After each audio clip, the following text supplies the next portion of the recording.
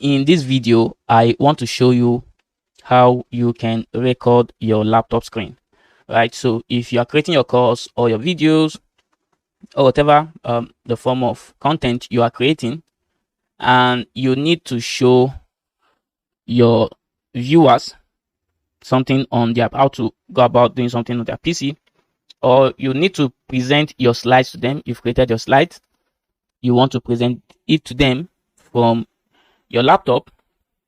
In this video, I'll show you how you can do that. So the software I use is OBS Studio, and this is what it looks like. So the first thing you need to do is to go to Google and download OBS Studio, right? So all you need to do is enter OBS Studio download, right? If you search for this term on Google, you are going to see this obsproject.com.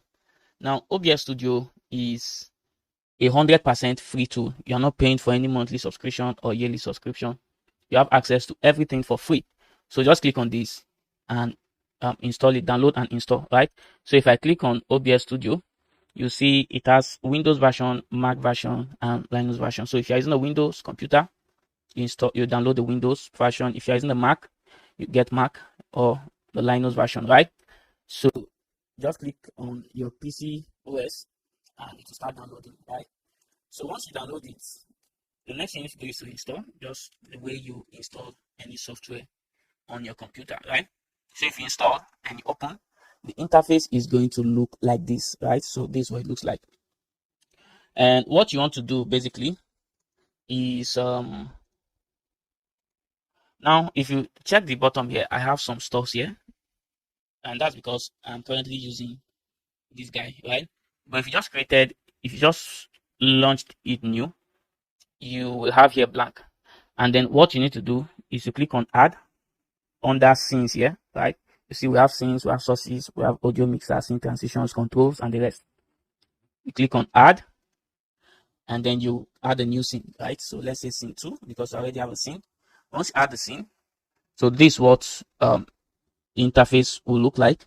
The next thing you want to come is under sources. You come to sources and then right click and click add, or you can click on this plus icon at the bottom here, and then you can add audio input capture, audio output capture, browser, color source, display capture.